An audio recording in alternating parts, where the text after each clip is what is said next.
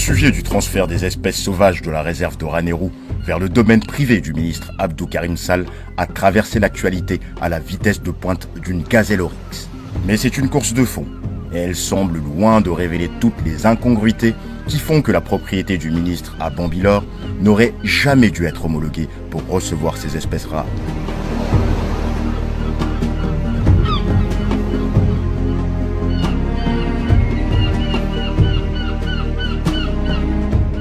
Les spécialistes de la faune préfèrent parler d'Oryx algazelle, cette espèce déclarée éteinte au niveau mondial à la fin des années 80.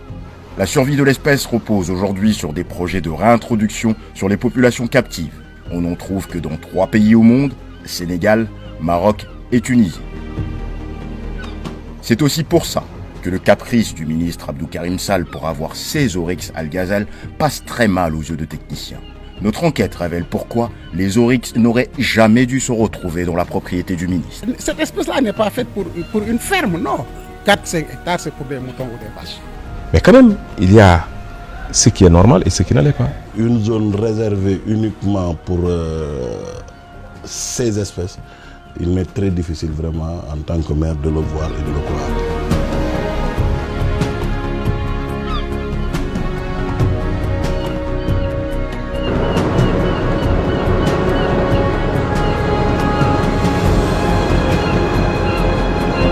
Notre enquête commence par les renseignements d'usage pour identifier la fameuse propriété qui aurait accueilli des oryx.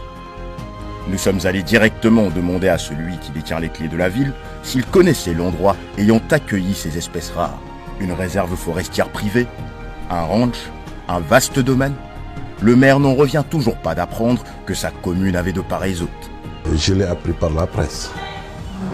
Mais je n'avais pas vu vraiment au niveau de la commune de Bambilor une ferme qui peut abriter des espèces. La commune de Bambilor, sa réserve foncière, 99% de sa réserve foncière est urbanisée, est destinée à l'habitation. Le reste de sa réserve foncière, c'est dans le cadre de l'horticole ou bien de la culture hivernale. Nos recherches ne font que commencer. Et même si le maire ne nous a pas beaucoup aidés, nous nous lançons à la poursuite des oryx algazelle. Ici, le ministre Abdou Karim Sall, nouveau propriétaire d'une ferme depuis 2014, doit être un voisin bien discret et pas connu des habitants. Mais il suffit d'évoquer le nom de l'ancien propriétaire Baye Khali Diouf pour qu'on vous mette sur le chemin. Nous voilà fixés entre route latérique, chemin de sable et devoir se frayer un chemin entre les petites herbes. Dans ce décor de champs en friche, un périmètre détonne par la hauteur de son mur de clôture et un imposant portail rouge. Voici, dressée devant nous, la fameuse propriété du ministre Abdou Karim Sall. Évidemment, personne ne nous ouvre la porte et nous ne sommes pas les bienvenus par l'ouvrier qui entrouvre le portail pour nous questionner sur l'objet de notre présence dans les alentours. Nous décidons d'explorer autour du périmètre. On entend des voix, preuve de la présence humaine. Des ouvriers en bâtiment travaillent sur une bâtisse. Nous les abordons. Mais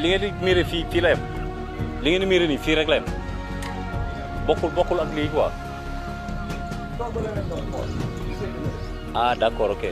Mes premières surprises, ces ouvriers travaillent sur un terrain mitoyen. C'est la preuve que la propriété du ministre n'est pas si étendue que pouvait le laisser penser l'accueil d'espèces animales qui aiment dévaler les espaces, être au grand air. Nous avons joué les téméraires jusqu'au bout.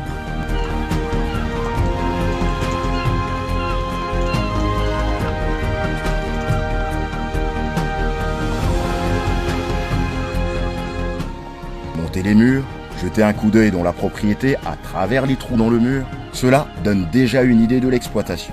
Principalement un élevage de bovins, une trentaine de têtes approximativement. 2 à 3 enclos ayant servi de poulailler à l'ancien propriétaire.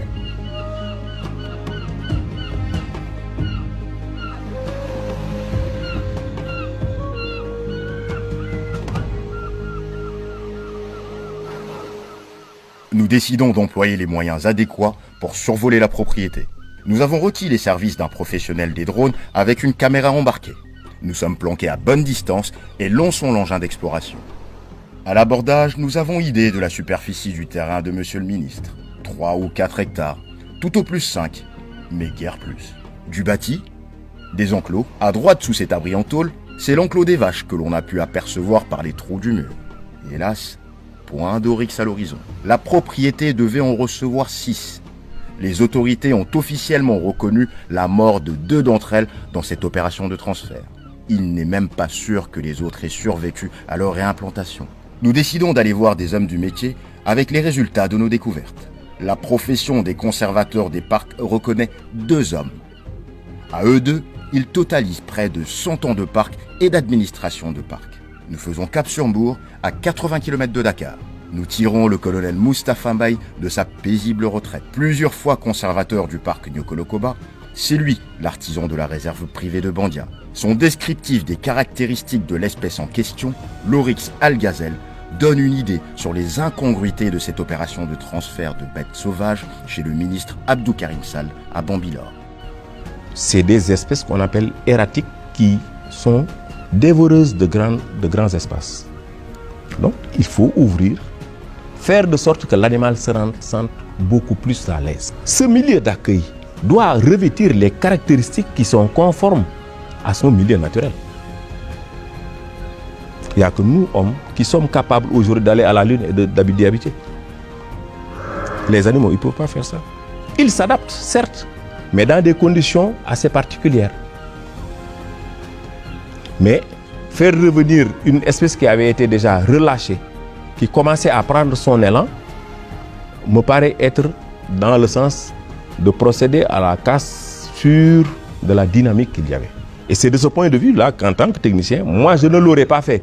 Le réquisitoire de l'autre gradé est encore plus cinglant. Le colonel Souley Ndiaye a fini sa carrière en tant que directeur des parcs nationaux, celui qui signe les autorisations de transfert.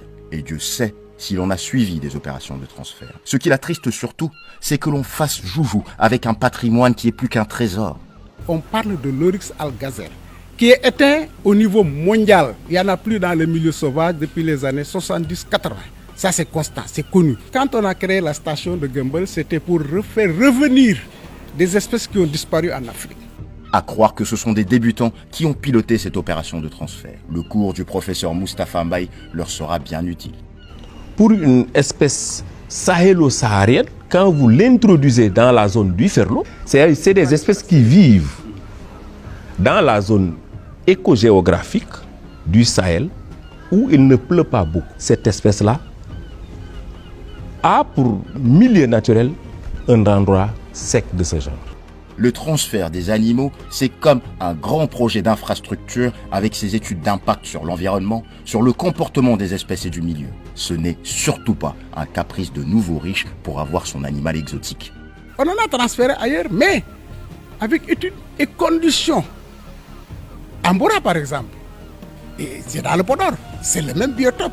Sinon, c'était plus sec que là, ils sont offerts. Une réserve privée. Avec un protocole d'accord, c'est moi qui l'ai signé et approuvé par mon ministre à l'époque. Parce que c'est étendu quand même. Mais oui, avec toutes les commodités. Et avant de mettre un seul animal, on est allé voir, inspecter. J'ai fait modifier certaines choses. Il fallait les mettre en quarantaine dès que ça arrive. Et ça, c'est le principe du transfert. Pour transférer des animaux, les prendre brutement d'un milieu naturel et les lâcher dans un autre milieu naturel. Et l'ancien directeur des parcs, qui lui-même est à l'origine de la création de l'une des attractions phares du Sénégal d'aujourd'hui, la réserve de Fatala, où on aime à marcher avec les lions, donne une idée de l'échelle de grandeur qu'il faut envisager pour le repiquage d'animaux sauvages. J'ai créé des réserves, j'ai fait des transferts, mais en respectant le minimum et en respectant le milieu naturel dans le plus propice pour l'animal. Et quand vient le moment de soumettre à nos experts notre découverte sur l'assiette foncière réservée à nos oryx, on ne sait pas si leur dépit est plus pour l'aspect dérisoire du terrain ou bien pour les techniciens qui ont validé un tel projet. Je vois des bâtiments là-dedans, donc je ne sais pas à quoi ça rime. Il faut qu'il y ait une adéquation entre ce qui se fait déjà dans les bâtiments et la présence des espèces. Moi, à mon avis, s'il n'y avait pas de bâtiment et que le climat répondait aux exigences de l'espèce dans ce domaine, j'aurais mieux compris. Apparemment, pour 6 individus, ça me paraît être un espace assez restreint. Ça en arrache presque une larme au colonel Souley Ndiaye. Pour ce passionné, un des rares spécialistes sénégalais de la faune, c'est presque de la maltraitance contre les animaux que d'avoir imaginé introduire des gazelles oryx ici. Cette espèce-là n'est pas faite pour une ferme, non. Une ferme de 4-5 quarts. Je ne sais pas comment les gens ont imaginé maintenir ces animaux dans cet espace pour un animal qui peut faire 40, 30, 20 km par jour à la recherche de pâturage ou d'eau ou machin. Mais ils ont besoin d'espace. Alors, 4-5 hectares, c'est pour des moutons ou des vaches. Si c'est un caprice que d'avoir son animal sauvage dans sa propriété, dans sa maison, ces gradés qui ont passé toute leur vie dans les parcs et fermes et qui connaissent mieux que quiconque les animaux seraient en droit de réclamer leurs spécimens. Et pour sûr, ça ne serait pas qu'un caprice. Les animaux y seraient bien traités. Et si c'était aussi simple que ça, mais j'allais en avoir. Oh, personne n'est aussi légitime que moi pour disposer de ça. Personne n'est aussi légitime que moi. J'ai fait 40 ans. Avant de boucler notre enquête, nous avons également découvert que d'autres personnalités ont demandé et obtenu leurs spécimens. Et depuis quelque temps, c'est la course à l'échalote. Plus c'est exotique, mieux c'est. Un des ministres a demandé des guibarnachés, autre espèce rare, pour sa ferme du Ferlo. Inutile de dire que l'envergure politique s'impose aux techniciens qui assistent presque impuissants au saccage de la faune. Ceux qui sont en poste actuellement à des directions de parcs ne méritent pas cela. Leurs aînés ont sué à grosses gouttes afin de mettre en place la réserve de Gumble qui constitue la souche qui repeuple nos parcs. Nous avions entendu la défense du ministre Abdou Karim Sall qui semblait se réfugier derrière l'avis des techniciens qui ont validé ce transfert afin de pouvoir se regarder dans la glace. Nous avons désespérément tenté de le joindre pour le confronter à l'exigence de bien-être de ces espèces qui ne vivent qu'au grand air. Il savait au moins qu'il n'avait qu'une fermette. Tant qu'il peuplait sa ferme de vaches et de chèvres, personne n'aurait pipé mot. On n'aurait rien eu à redire. Et demain, peut-être que les caprices de ces ministres et nouveaux riches vont les pousser à chacun vouloir avoir son tigre, son lion blanc. Si seulement le risque n'était que pour eux, on comprendrait. Mais la cohabitation inappropriée avec les espèces sauvages a causé à l'humanité la pandémie du Covid-19 que l'on peine à maîtriser. Et demain, peut-être le nouveau coronavirus du Sénégal. Origine oryx, algazelle. Monsieur le ministre, nous tentons... Monsieur le ministre, bonjour, Ablaï Cissé pour TFM. Monsieur le ministre, nous tentons désespérément de vous joindre pour évoquer avec vous la préservation de la faune en rapport avec cette affaire de transfert de gazelles dans votre propriété de Bambilor. Ce serait super cool si vous pouviez nous rendre l'appel. Merci, merci beaucoup.